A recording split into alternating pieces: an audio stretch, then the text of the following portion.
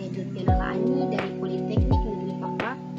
Pada kesempatan ini saya akan mempresentasikan hasil review mengenai penerapan metode FDD dalam pengembangan perangkat lunak. Review ini dilakukan berdasarkan 5 jurnal penelitian yang membahas implementasi FDD pada berbagai jenis sistem informasi. Kita masuk ke latar belakang. Perkembangan teknologi informasi mendorong banyak organisasi untuk beralih dari sistem manual ke sistem digital. Namun, pada kenyataannya, masih banyak organisasi yang menggunakan proses manual sehingga menyebabkan keterlambatan pelayanan, kesalahan, pencatatan data, serta kurang efisien dalam operasional.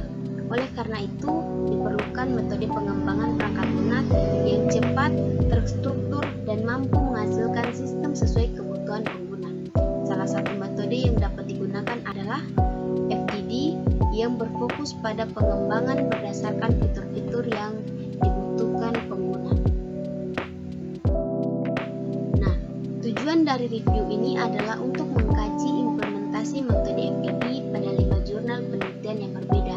Selain itu, review ini bertujuan untuk menganalisis setiap tahap FDD yang digunakan dalam pengembangan sistem serta mengevaluasi aktivitas metode tersebut. Melalui analisis ini diharapkan dapat diperoleh pemahaman mengenai kelebihan, kekurangan, dan rekomendasi penerapan FDD pada proyek perangkat lunak.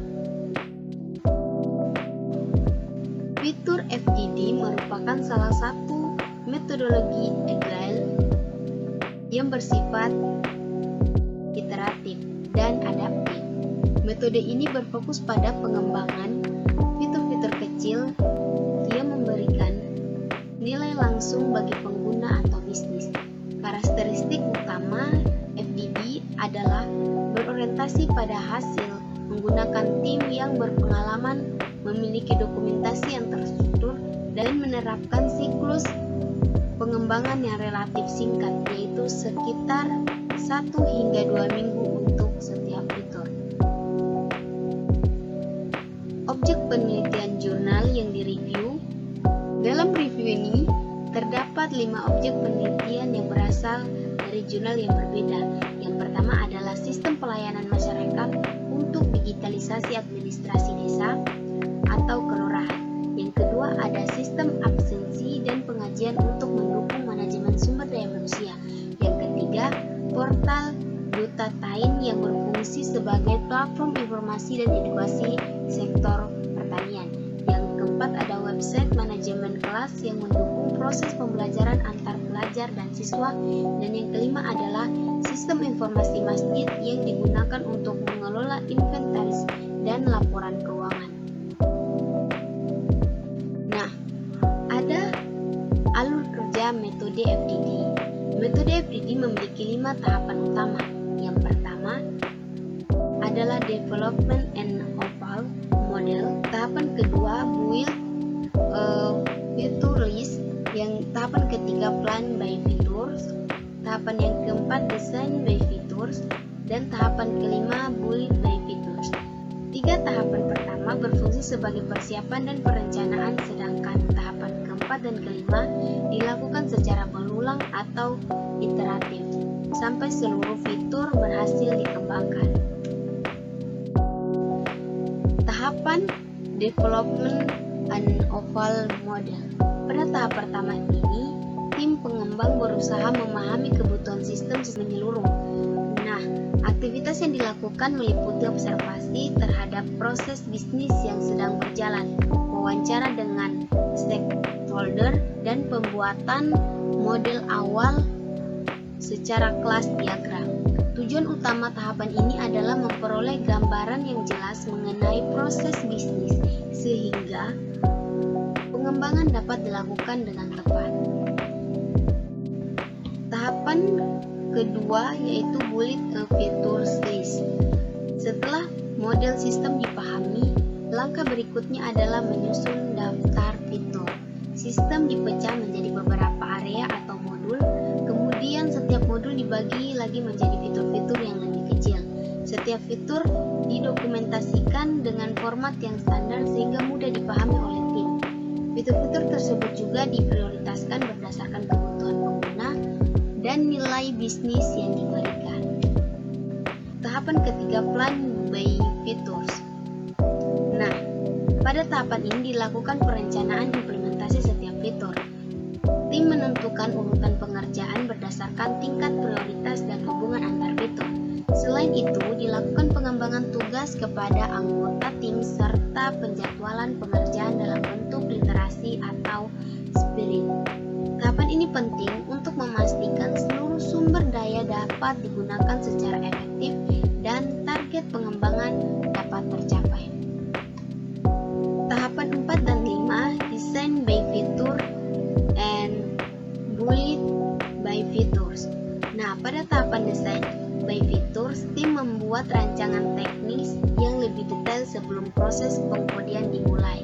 Kegiatan yang dilakukan antara lain membuat diagram UML, merancang antarmuka pengguna, dan mendesain struktur database. Selanjutnya pada tahap bullet by features, dilakukan implementasi desain tersebut ke dalam bentuk kode program. Tahapan ini mencakup coding, pengujian unit, integrasi sistem, hingga development ke lingkungan produktif. Nah, hasil review jurnal 1 dan 2. Berdasarkan hasil review jurnal pertama dan kedua, penerapan FDD memberikan dampak yang signifikan pada sistem pelayanan masyarakat. Proses pengurusan surat administrasi berhasil dipercepat hingga sekitar 70% karena masyarakat dapat mengakses layanan secara mandiri. Sementara pada sistem absensi dan penggajian, otomatisasi proses penghitungan berhasil mengurangi kesalahan input data serta meningkatkan transparansi informasi karyawan. Hal ini menunjukkan bahwa FDD efektif dalam mengembangkan fitur-fitur administratif yang kritis. Hasil review jurnal 3, 4, dan 5. Pada portal Dukatime, FDD membantu menyediakan informasi harga pasar dan teknik pertanian secara real-time bagi petani. Pada sistem manajemen kelas, metode ini meningkatkan interaksi antara pengajar dan siswa melalui forum diskusi dalam pengumpulan tugas secara online. Sedangkan pada sistem informasi masjid, penerapan FDD membuat laporan keuangan menjadi lebih transparan dan mudah diakses oleh jamaah. Hasil ini menunjukkan bahwa FDD dapat diterapkan pada berbagai bidang dengan hasil yang positif. Nah, keunggulan utama FDD. Berdasarkan hasil review terdapat beberapa keunggulan utama metode FDD. Yang pertama, berorientasi pada fitur sehingga hasil pengembangan dapat dilihat lebih cepat. Yang kedua, memiliki dokumentasi yang lebih terstruktur dibandingkan beberapa metode agile lainnya. Yang ketiga, fleksibel terhadap perubahan kebutuhan selama proses pengembangan. Dan yang terakhir, penggunaan dapat memantau perkembangan proyek berdasarkan fitur yang sedang dilakukan. Karena itu, FDD cocok digunakan pada proyek yang memiliki banyak fitur dan kompleksitas yang cukup tinggi. Nah, selanjutnya analisis kritis dan rekomendasi. Meskipun memiliki banyak kelebihan, beberapa kelemahan masih ditemukan dalam implementasi FDD. Salah satu adalah pengujian usability atau kemudahan pengguna yang masih terbatas.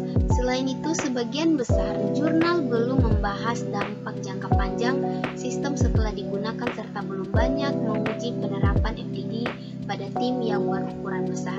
Oleh karena itu, direkomendasikan untuk melakukan pengujian menggunakan metode SUS atau WU, menyusun rancangan pemeliharaan sistem, dan menambah fitur notifikasi real-time untuk meningkatkan keterlibatan pengguna. Nah, berdasarkan hasil review dapat disimpulkan bahwa FDD merupakan metode yang efektif dalam pengembangan perangkat lunak. FDD mampu mengatasi kekakuan metode tradisional seperti waterfall melalui pendekatan yang lebih fleksibel dan iteratif. Selain itu, FDD tetap mempertahankan dokumentasi yang baik sehingga cocok digunakan pada proyek berskala besar. Namun demikian, keberhasilan jangka panjang FDD juga perlu didukung oleh pengujian usability dan perencanaan skalabilitas agar sistem tidak hanya berfungsi dengan baik tetapi juga mudah digunakan oleh pengguna. Demikian presentasi yang dapat saya sampaikan mengenai review penerapan metode FDD dalam pengembangan perangkat lunak. Saya ucapkan terima kasih. Billahi taufiq wal hidayah. Wassalamualaikum warahmatullahi wabarakatuh.